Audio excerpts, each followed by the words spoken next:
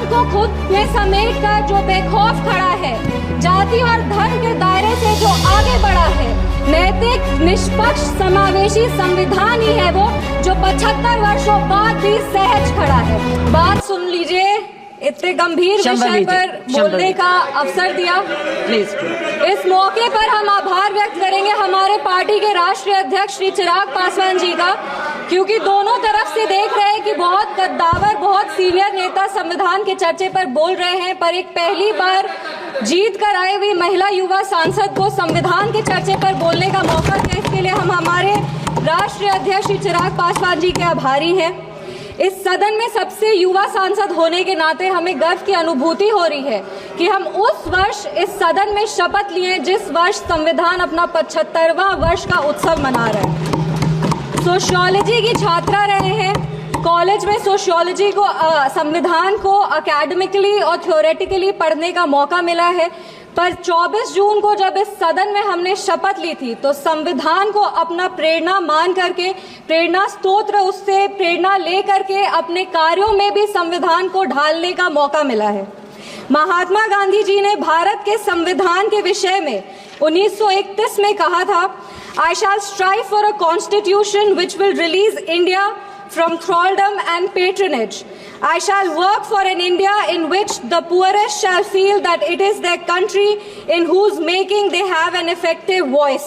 An India in which there is no high class or low class of people. An India in which all communities shall live in perfect harmony.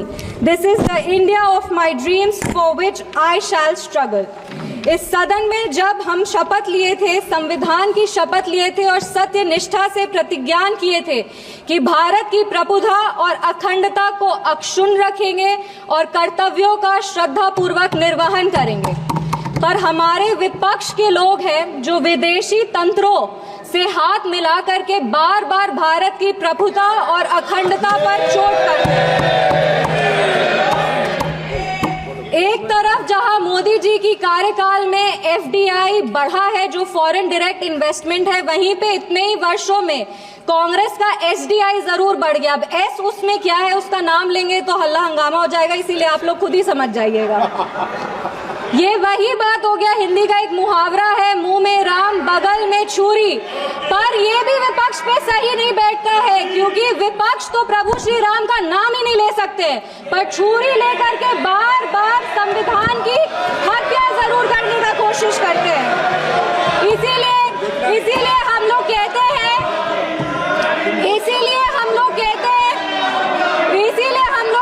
कि संविधान नेता के हाथ में नहीं, संविधान नेता के दिल में होना चाहिए। एक उदाहरण देते हैं, 2008 में इसी सदन में ट्रस्ट वोट के लिए कैश फॉर वोट स्कैम किया गया था और लोकतंत्र का गला घोटने का कोशिश किया गया था। आपातकाल इमरजेंसी के में जिस तरह से संविधान का चीरहरण हुआ था वो हम सब ने देखा था, और हम तो बिहार की बेटी हैं। बिहार के एक पुत्र थे जयप्रकाश नारायण जी, जिन्होंने इसी दिल्ली में रामलीला मैदान में राष्ट्रकवि रामधारी सिंह दिनकर की एक कविता पढ़ी थी, सिंहासन खाली करो कि जनता आती है। उसने कांग्रेस की जड़ों को हिला दिया था और भारत में एक नई क्रांति का आह्वान किया था। आज जब हम संविधान के 75वें वर्ष का उत्सव मना रहे हैं तो हम नमन करते हैं संविधान के निर्माता डॉक्टर बाबा साहब भीमराव अंबेडकर जी का, जिन्होंने अपनी पूरे जीवन की सीख को इस संविधान के निर्माण में लगा दिया। लेकिन कांग्रेस ने उनका अपमान करने से वो कभी नहीं चूके। जिस संविधान सभा सेंट्रल हॉल में संविधान पे चर्चा हुई, संविधान लिखा गया, उस सेंट्रल हॉल में बाबा साहब की चित्र तक को इन्होंने लगने नहीं दिया। इनके कार्यकाल के 2 प्रधानमंत्री ने खुद भारत रत्न लिया सर मैम, लेकिन बाबा साहब को भारत रत्न नहीं देने दिया। मैं नमन करती हूँ उन सभी संविधान सभा के सदस्यों का जिन्होंने 2 साल 11 महीने और 17 दिन में इस संविधान को आकार दिया। बिहार के इस देश के पहले राष्ट्रपति और संविधान सभा के अध्यक्ष डॉक्टर राजेंद्र प्रसाद जी का और संविधान सभा के सबसे पहले अध्यक्ष सच्चिदानंद सिन्हा जी का, जिन्होंने मिल करके इस संविधान के निर्माण में अपनी पूरी जीवन लगा दी।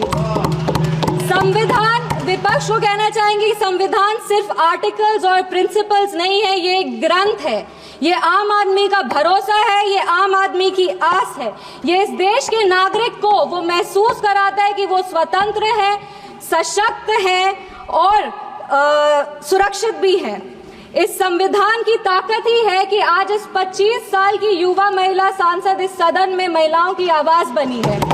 ये संविधान की ताकत है कि इस देश के सबसे उच्च पद पर एक आदिवासी समुदाय की महिला विराजमान है। ये संविधान की ताकत है कि हमारे प्रधानमंत्री एक गरीब परिवार के सदस्य हैं और इस संविधान की ही ताकत है कि जननायक कर्पूरी ठाकुर जैसे व्यक्ति जो एक पिछड़े वर्ग से आते थे वो बिहार प्रदेश जैसे राज्य के मुख्यमंत्री बने।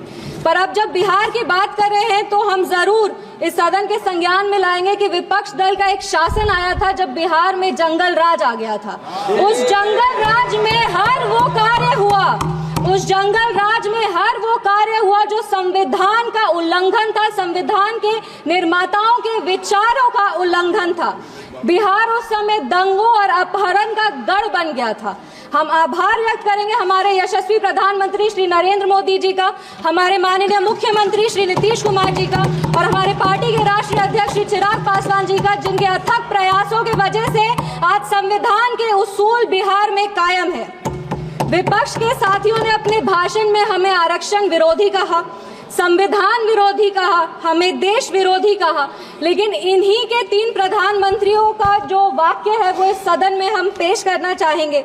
सबसे पहले जवाहरलाल नेहरू जी ने 1961 में लिखा था, I do not like reservation in any form, especially reservation in jobs.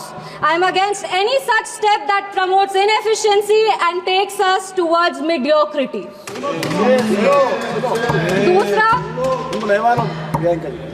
दूसरा इंदिरा गांधी जी ने, नीरज चौधरी जी की एक किताब थी हाउ प्राइम मिनिस्टर डिसाइड्स, उसमें उन्होंने कहा था अपने तब के लॉ मिनिस्टर शिव शंकर जी को कि एक ऐसा ATR तैयार कीजिए कि सांप भी मर जाए और लाठी भी न टूटे। ये मंडल कमीशन के रिपोर्ट पे उन्होंने कहा था। तीसरी राजीव गांधी जी ने